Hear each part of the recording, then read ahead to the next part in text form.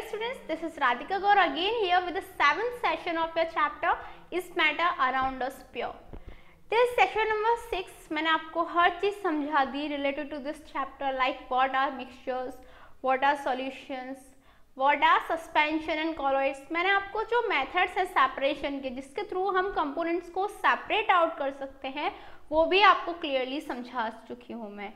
But the thing is, what are pure substances is still remaining to be discussed. Pure substances क्या होते हैं ये discuss करना अभी भी बाकी है. स्टार्टिंग जब हमने इस चैप्टर की करी थी तभी हमने ये समझ लिया था टर्म कि जो प्योर सबस्टेंसेस होते हैं केमिस्ट्री की लैंग्वेज में वो सबस्टेंसेस होते हैं जो सिर्फ एक तरीके के पार्टिकल से मिलके बने होते हैं. बट शॉर्ट में तो हम इन्हें समझ चुके हैं बट डिस्कस करना है इन्हें इन detailed way. So this session all include about pure substances. So let's start. So the first thing is that what are pure substances? As I told you, a homogeneous material which contain particles of only one kind of atom. I mean to say कोई भी homogeneous material जिसमें एक type के या एक kind के particles present हो and has a definite set of properties और जो प्रॉपर्टीज हैं वो भी डेफिनेट हो तो वो क्या होगा? Pure substance. I repeat, a homogeneous material which contains particles of only one kind and has definite set of properties is called a pure substance. तो क्या हुआ? homogeneous material होते हैं फर्स्ट. सेकेंड, जो particles होते हैं उनके बीच में वो सिर्फ एक ही kind के होते हैं. और थर्ड थिंग इज दैट जो प्रॉपर्टीज होती हैं वो डेफिनेट होती हैं. तो समझ में आपको प्योर सबस्टेंसेस क्या होता है. नॉर्मली मैं आपको पहले भी बता चुकी हूँ ये वाली बात कि जो प्योर सबस्टेंसेस होते हैं केमिस्ट्री की लैंग्वेज में और डेली लाइफ में थोड़ा डिफरेंस रहता है. डेली लाइफ में हम इम्प्योर सबस्टेंसेस किन्हें बोलते हैं जिनमें मिलावट होती है, राइट, जिनमें कुछ अलग से सब्सटेंस मिक्स किया जाता है, इसे मिलावट बोलते हैं. बट यहाँ केमिस्ट्री की लैंग्वेज में प्योर का मतलब, इम्प्योर का मतलब आई मीन टू से मिलावट नहीं होता बट इम्प्योर का मतलब होता है वो सब्सटेंस जो दो से ज़्यादा टाइप के पार्टिकल से मिलके बने होते हैं. ठीक है, तो प्योर सब्सटेंस की जब स्टडी कर रहे हैं हम तो वो पार्टिकल्स जो एक काइंड के पार्टिकल से मिलके बने होते हैं. अब बात आती है जो प्योर सब्सटेंस है उसके एग्जाम्पल क्या होंगे. एग्जाम्पल के लिए हमारा आयरन हो गया. आयरन क्या है? एक एलिमेंट है, राइट. अब एलिमेंट है तो एक ही तरीके से पार्टिकल्स जो इसमें जो इतने भी एटम्स प्रेजेंट हुए होंगे वो एक ही तरीके के होंगे. सेम सिल्वर भी एक एलिमेंट है तो वो भी क्या हुआ? प्योर सब्सटेंस हुआ. ऑक्सीजन हुआ वो भी एलिमेंट है. सल्फर हुआ वो भी एलिमेंट है. तो एक इसके एग्जाम्पल हो गए सब प्योर सब्सटेंसेस के. ओके, क्यों? क्योंकि ये सब एक काइंड के पार्टिकल से मिलके बने होते हैं. और भी एग्जाम्पल्स हैं जैसे सोडियम हुआ, मैग्नीशियम हुआ, ये सब किसके एग्जाम्पल्स होंगे? प्योर सब्सटेंस के. अब बात आती है जो प्योर सब्सटेंस होते हैं उनके कैरेक्टरिस्टिक्स क्या होते हैं. तो फर्स्ट कैरेक्टरिस्टिक्स में आता है that a pure substance is a homogeneous in nature. जैसे मैंने अभी डेफिनेशन कराते टाइम आपको बताया था क्लियरली, जो प्योर सब्सटेंसेस होते हैं वो होमोजेनियस होते हैं नेचर में. Homogeneous mean that is they have uniform composition through out. ठीक है. सेकेंड थिंग आती है a pure substance has a definite set of properties. जो प्रॉपर्टीज होती हैं प्योर सब्सटेंस की वो डेफिनेट होती हैं. ठीक है. Third one is that the composition of a pure substance can not be altered by any physical mean. किसी भी फिजिकल मीन का यूज करके हम जो कंपोजिशन है प्योर सब्सटेंस का उसे चेंज नहीं कर सकते. अल्टर दैट इज चेंज, हम उन्हें चेंज नहीं कर सकते. तो ये हो गई तीन प्रॉपर्टीज कैरेक्टरिस्टिक्स. दैट इज वो होमोजेनियस होते हैं, they have definite set of properties and also we cannot alter the pure substances composition. जो composition होता है pure substance का उसे हम किसी भी physical mean का यूज करके change नहीं कर सकते. इसके बाद नाम आता है that what are the types of pure substances. हमने definition पढ़ ली, हमने characteristics पढ़ लिए, बट अभी बात किसकी आएगी? जो pure substances हैं उसके types क्या क्या होते हैं. तो जो प्योर सब्सटेंसेस होते हैं उसके टाइप में सबसे फर्स्ट आता है एलिमेंट एंड देन कंपाउंड. अब एलिमेंट क्या होते हैं? एलिमेंट वो फ्री सब्सटेंसेस जो हमारे नेचर में प्रेजेंट रहते हैं उन्हें हम एलिमेंट कहते हैं. एग्जाम्पल के लिए जितने भी सोडियम, मैग्नीशियम, ये सब किसके एग्जाम्पल हुए? एलिमेंट्स के। वहीं पे कंपाउंड्स क्या होते हैं? कंपाउंड्स वो सब्सटेंस होते हैं जो एलिमेंट्स को कंबाइन करके बनते हैं, जैसे H2O हुआ, CO2 हुआ, ये सब किसके एग्जाम्पल हो गए? कंपाउंड्स के। So the thing is what are elements? Elements को यदि डेफिनेशन के थ्रू उनकी हम पढ़ें, a pure substance which cannot be subdivided into two or more simpler substances by any chemical means is called an element. Element क्या होता है? एक प्योर सब्सटेंस होता है first. Second, it can not be subdivided into two और more simpler substances by any chemical means. That is किसी भी chemical means का यूज करके हम एलिमेंट को और दो या दो से ज्यादा सिंपलर सब्सटेंस में कन्वर्ट नहीं कर सकते, उसे डिवाइड नहीं कर सकते। नॉर्मली हम समझ सकते हैं कि एलिमेंट्स जो होते हैं उन्हें इलेक्ट्रॉन, प्रोटॉन, न्यूट्रॉन में तो डिवाइड कर सकते हैं, but they are different from this thing. ये चीज़ किस पर डिपेंड कर रही है? जो एलिमेंट है उसका और शॉर्ट नोटेशन हम नहीं कर सकते, उसे सिंपलर सब्सटेंसेस में सब डिवाइड नहीं किया जा सकता। ठीक है, एग्जाम्पल के लिए जितने भी hydrogen, oxygen, nitrogen, lead, mercury, ये सब क्या है? All are element as they cannot be subdivided into simpler parts by any chemical means. By any chemical means. Remember, it's not name, it's means. That is, जो elements हैं उन्हें हम subdivide नहीं कर सकते किसी भी simpler parts में। Clear? अब elements हमने पढ़ लिया, अब आता है जो classification है elements का, वो कैसे करेंगे? तो जो elements हैं उनको हमने दो basis पे classify किया। फर्स्ट बेसिस क्या था? On the basis of physical state, and second basis है on the basis of metallic properties. Physical state के बेसिस पे हमने सॉलिड, लिक्विड, गैस में डिवाइड कर लेंगे, और मेटेलिक प्रॉपर्टीज के बेसिस पे हम उन्हें मेटल्स और नॉन मेटल्स में डिवाइड कर सकते हैं। ऑब्वियसली जब हम उन्हें फिजिकल प्रॉपर्टीज के बेसिस पे डिवाइड करेंगे तो क्या आएगा? सॉलिड आएगा, लिक्विड आएगा और गैस आएगा। अभी मैंने आपको इन फर्स्ट चैप्टर में क्लियर करा था कि सॉलिड, लिक्विड और गैस में क्या डिफरेंस होता है। अभी क्योंकि हम ये चैप्टर यहाँ पे डिस्कस कर रहे हैं, यहाँ पे सॉलिड, लिक्विड और गैस एलिमेंट्स के बीच में डिफ्रेंशिएट करना है, तो थोड़ा सा कुछ समझ लेते हैं about solid, liquid and gas के बारे में। आपको समराइज करा देती हूँ। सॉलिड वो सब्सटेंसेस होते थे जिनकी definite shape and definite volume होती थी। लिक्विड्स जिनकी इंडेफिनेट शेप पर डेफिनेट वॉल्यूम होती थी, और गैस जिसकी ना तो डेफिनेट वॉल्यूम होती थी और ना ही डेफिनेट शेप होती थी। ठीक है, फर्स्ट थिंग इज दैट।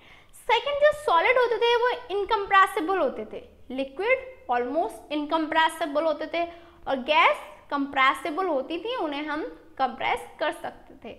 जो सॉलिड्स होते हैं वो फ्लो नहीं कर सकते थे, लिक्विड फ्लो कर सकते हैं और गैस भी फ्लो कर पाती थी। जो सॉलिड्स होते थे उनके बीच में इंटरमॉलिक्यूलर स्पेस कैसा होता था? बहुत माइनर होता था। लिक्विड्स के बीच में इंटरमॉलिक्यूलर स्पेस सॉलिड से ज़्यादा होता था, और गैसेस में इंटरमॉलिक्यूलर स्पेस सबसे ज़्यादा हाईएस्ट होता था। बात करें इंटरमॉलिक्यूलर फोर्स ऑफ अट्रैक्शन की, तो सॉलिड्स में इंटरमॉलिक्यूलर फोर्स ऑफ अट्रैक्शन सबसे ज़्यादा होती थी, हायर होती थी। लिक्विड्स में सॉलिड से कम होती थी और गैस में सबसे कम होती थी। तो ये कुछ प्रॉपर्टीज हो गई सॉलिड, लिक्विड एंड गैस की। उसी के बेसिस पे हम बता सकते हैं कौन सा एलिमेंट सॉलिड स्टेट में मिलेगा, कौन सा लिक्विड में और कौन सा गैसेस स्टेट में। जैसे सोडियम हुआ, मैग्नीशियम हुआ, ये हमारे किस स्टेट में मिलेंगे? सॉलिड स्टेट में। वहीं पे लिक्विड स्टेट में जैसे मरकरी हुआ, मरकरी एक ऐसा मेटल है, I mean to say we can say about it's like a element that remains at liquid state on a room temperature, जो रूम टेम्परेचर पे लिक्विड स्टेट में प्रेजेंट रहता है। गैस हुआ, गैस के एग्जाम्पल क्या हो गए? ऑक्सीजन, नाइट्रोजन, आर्गन, ये सब गैसेस एलिमेंट हो गए। तो एलिमेंट्स को समझना काफ़ी आसान है। On the basis of physical properties पे तीन टाइप में डिवाइड किया, सॉलिड, लिक्विड एंड गैस में। उसकी एग्जाम्पल्स, उसकी प्रॉपर्टीज मैंने आपको क्लियर करा दी। अब सेकेंड बेसिस आता है on the basis of metallic property. अब मेटेलिक प्रॉपर्टीज के बेसिस पे भी जो एलिमेंट्स हैं उन्हें दो टाइप्स में डिवाइड किया, मेटल और नॉन मेटल। मेटलॉइड्स भी होते हैं बट उन्हें हम इतना डीपली स्टडी नहीं करते, वो हम हायर क्लासेस में पढ़ेंगे। बट अभी के लिए you have to understand about metal and non metal. ठीक है, तो मेटल कौन से सब्सटेंसेस होते हैं? मेटल वो सब्सटेंस होते हैं जो किसी को इलेक्ट्रॉन दे सकते हैं, दैट इज, और हम उन्हें डीपली पढ़ें तो नॉर्मली जो मेटल्स होते हैं वो पीरियोडिक टेबल में फर्स्ट, सेकंड कॉलम्स में रहते हैं। जो स्टार्टिंग कॉलम्स होते हैं that is S and D block में रहते हैं, और जो नॉन मेटल्स होते हैं वो ऑलमोस्ट पी ब्लॉक में सारे नॉन मेटल्स प्रेजेंट हैं। जो मेटल है उसके एग्जाम्पल हो गए जैसे सोडियम हुआ, मैग्नीशियम हुआ, ठीक है, ये सब पोटेशियम हुआ, कैल्शियम हुआ, ये सब मेटल के एग्जाम्पल्स हो गए। और नॉन मेटल्स के एग्जाम्पल में नाइट्रोजन हुआ, ठीक है, हमारा और many gases related to that, carbon हुआ, ऑक्सीजन हुआ, ये सब नॉन मेटल हो गए, ठीक है।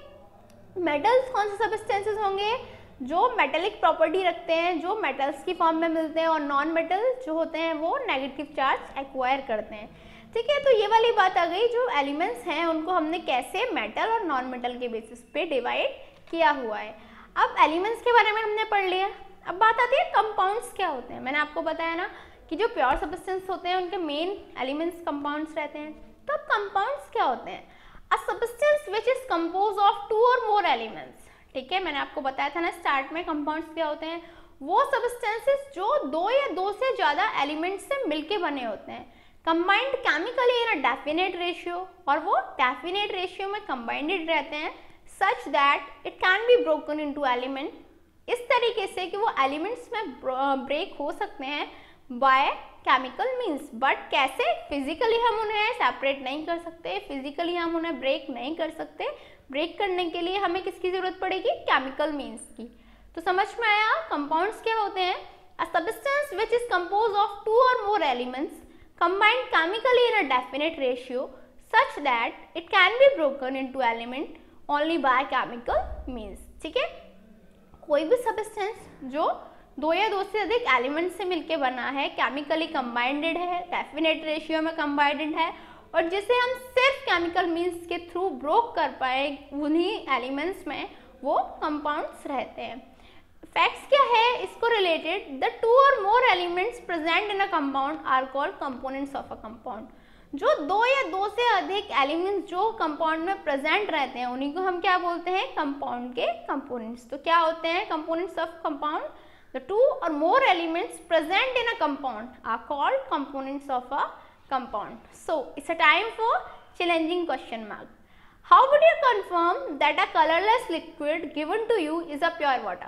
दैट इज, मैंने आपको एक कलरलेस लिक्विड दिया, तो आप कैसे बताओगे कि वो लिक्विड एक प्योर वाटर है? Your time to start now. 1 2 3 4 5 time's up. So have you answered this in your mind? Let's check out. Simply by measuring the boiling point of the colorless liquid we can find about it. कैसे? Simple सा फंडा है, जो substance मैंने आपको दिया, colourless liquid मैंने आपको दिया, उसे बॉईल करो, ठीक है। जब उसे बॉईल करेंगे तो क्या होगा कि वो बॉईल कितने डिग्री सेल्सियस पे, कितने टेम्परेचर पे वो बॉईल करना स्टार्ट हो रहा है वो आप नोट डाउन करो। यदि उसका बॉइलिंग पॉइंट 100 डिग्री सेल्सियस है तो वो प्योर वाटर होगा, वरना नहीं होगा। क्यों? क्योंकि क्लियर सा है, जो वाटर होता है उसका बॉइलिंग पॉइंट 100 डिग्री सेल्सियस होता है। तो यदि वो सब्सटेंस 100 डिग्री सेल्सियस पे बॉयल होना स्टार्ट हो जाता है तो वो प्योर वाटर होगा, वरना वो प्योर वाटर नहीं होगा। तो क्लियर है, यदि मैंने आपको कोई कलरलेस लिक्विड दिया, आपको नहीं पता कि वो कौन सा लिक्विड है, यदि आपको फाइंड आउट करना है कि वो वाटर है या नहीं है, तो आप उसे बॉयल करो। जैसे ही आप उसे बॉयल करेंगे तो आपको पता चल जाएगा कि वो वाटर है या नहीं है। तो क्योंकि जो वाटर होता है उसका बॉइलिंग की पॉइंट कितना होता है? 100 डिग्री सेल्सियस। समझ में आया? तो सिंपल सा आंसर है कि जो सब्सटेंस मैंने आपको दिया उसे आप बॉयल करके उसका टेम्परेचर, उसका जो बॉइलिंग पॉइंट है उसका टेम्परेचर नोट कर लें। So what did we learn today? हमने क्या पढ़ा? हमने पढ़ा प्योर सब्सटेंसेस क्या होते हैं, उसके टाइप्स क्या होते हैं। ऑल्सो हमने पढ़ा जितने भी एलिमेंट्स हैं, कंपाउंड्स हैं, वो क्या होते हैं, एलिमेंट्स को हमने कैसे कैसे डिवाइड किया हुआ है। ये सारी चीज़ें हमने इस सेशन में पढ़ी। अभी मैं बात करूँ इस होल चैप्टर की, क्योंकि आपका सारा चैप्टर फिनिश हो चुका है और सिर्फ क्वेश्चन एंड आंसर्स रिमेनिंग है। तो इस चैप्टर में हम सब कुछ पढ़ चुके हैं। मिक्सचर्स के बारे में, सॉल्यूशन, सस्पेंशन, कॉलॉइड्स के बारे में, मेथड्स ऑफ सेपरेशन भी हमने डिस्कस कर लिए, एंड प्योर सब्सटेंसेस के बारे में भी हम इसमें डिटेल में डिस्कस कर चुके हैं।